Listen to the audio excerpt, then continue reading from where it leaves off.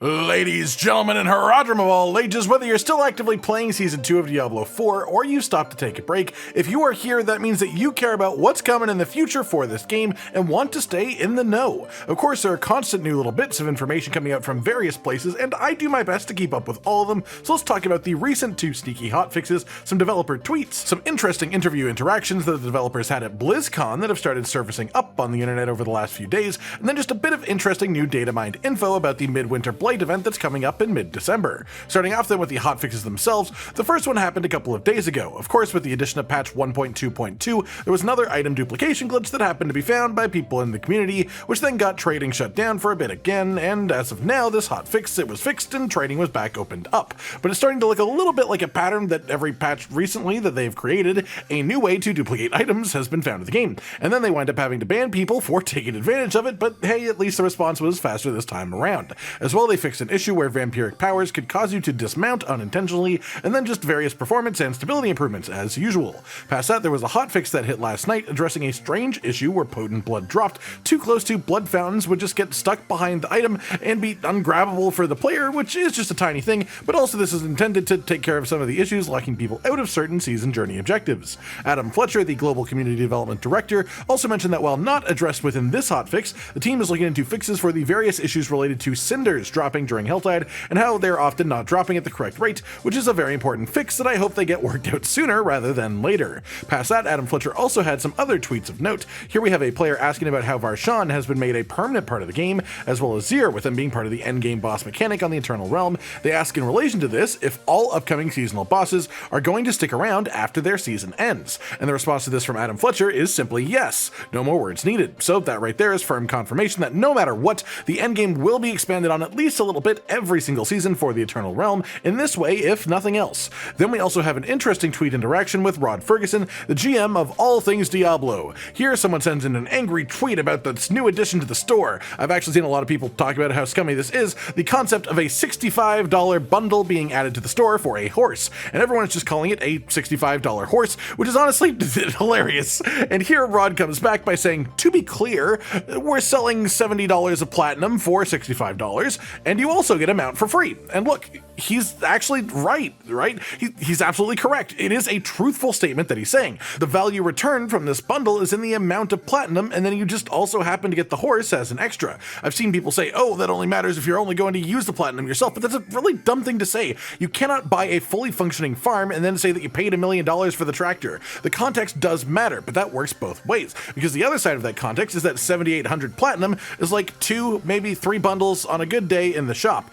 The prices are outrageous, and I just don't care that much, to be honest. The way that I see it, if it is purely cosmetic, microtransactions, usually it doesn't matter, because if you don't get it, you don't really lose anything. The game still plays the same, even if you spend no money on them, and it clearly works for the company because enough people still do it to make it worth them doing it. The thing is, this actually is a genuine deal that they have here, but it also highlights just how absurd the price of everything else is in the store. Also, maybe it would have helped if they framed it as 7,800 platinum and a big frame on the left and then a small horse on the right, rather than having it read as horse plus platinum, because I do agree, it does look a little bit like they are selling the horse, and the platinum is just a little bit of a bonus until you actually read what the number is and convert that over to the actual price. On which note, fuck this whole in-game currency thing that companies have been doing to obscure the amount of money that you spend. In-game microtransactions should just have a monetary cost in your currency. Do it every time. The only reasons that they don't is to make the prices obscure and make it less obvious to you how expensive something actually is, or to make you overspend and buy more currency than the cost of your desired item,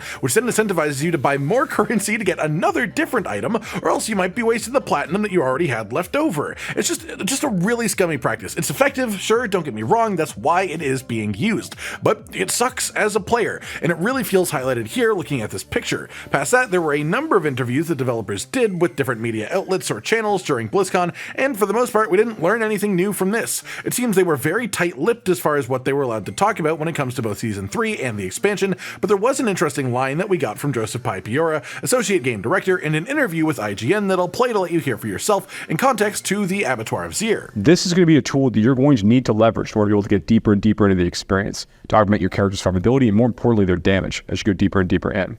So having a really great, whether you're like a ball lightning build or like a 16 combo point rogue build, whatever crazy broken thing you've managed to put together for yourself this season, this is going to be the place to go to in order to get more power and to show off your skills. For the full context, what he's talking about is the Abattoir of Zir event coming early December, and about how the upper tiers of this are going to be extremely hard, but the reward for this is very large. How the unique Paragon Glyph from this event is a great way to boost your power significantly, and in order to make it that strong, you need to get a ton of Glyph XP into it, and how they expect people to really need to bring in some absolutely nasty builds in to fight the higher tiers of this event. Your Ball Lightning builds, your 16 combo point rogues. And the way that he mentioned it so offhandedly, so casually, puts something into perspective. Neither of these things are currently considered to be issues by the developers. There has been discussion all season in the Sorcerer community about whether Ball Lightning's damage this season is a bug or just the effect of ridiculous attack speed ramping, but this right here means that the developers recognize it as a legitimate build that they expect to stay just as strong for the rest of the season. They're not changing it, expecting it to take it on the Abattoir of Zir. 16 combo point rogue refers to what is a very clear and obvious bug with the Tybalt's Will unique pants,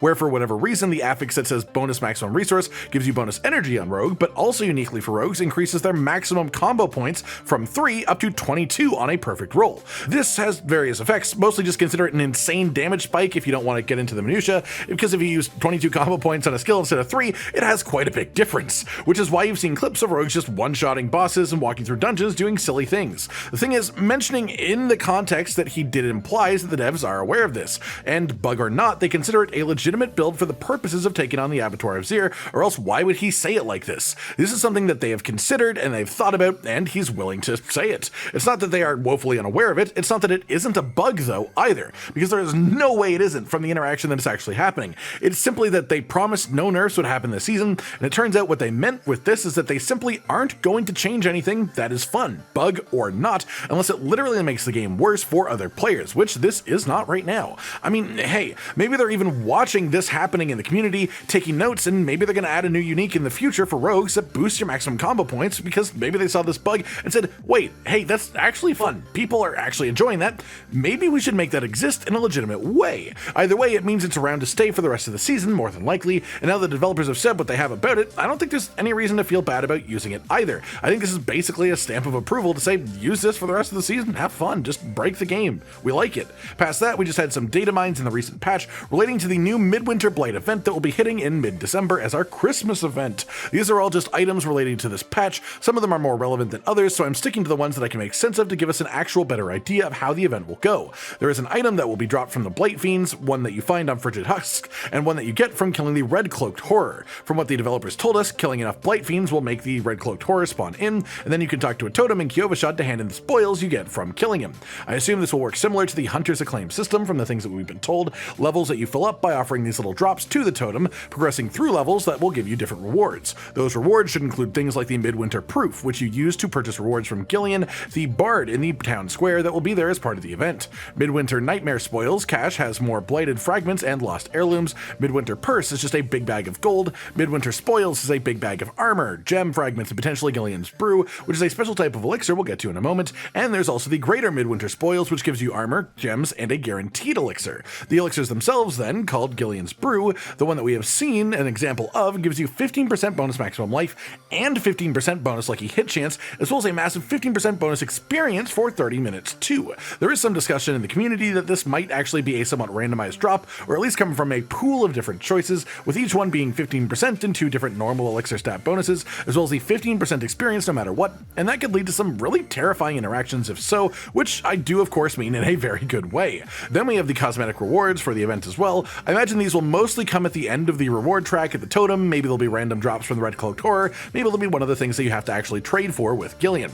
Here we see a focus, there's also a crossbow, there is a dagger, there's also an axe, there is a staff, there is a sword, and there's also a mount trophy. As well, there seems to be a back trophy for each of the various classes. Yes, these are just the item tooltips, but it should give you a basic idea of what each of these items will look like so that you know if you'll care about them or not when the event actually comes in. And that is pretty much it for today then, everyone. Your regularly scheduled dose of Diablo 4 news. I always keep my eyes posted to see what's going on in the community to try and share it with you all as soon as it happens. So of course we'll be back with another one of these videos as soon as there is more news worth talking about. In the meantime, I hope you've enjoyed this breakdown, and I hope you continue to enjoy your time with the game for the foreseeable future. Like if you liked the video, subscribe to the notification bell for more, and most importantly, ladies and gentlemen, until next time, stay sweet. Josh, Cotton, and Hollow with the videos, dropping the humor like a hammer on your tippy toes, bringing entertainment on a daily arrangement to take our insanity and turn it into entertainment. Yes, I said entertainment twice, to reiterate that it is nice to look into your faces on a mostly daily basis when you let us in your homes to make the whole world our stage. Goodbye.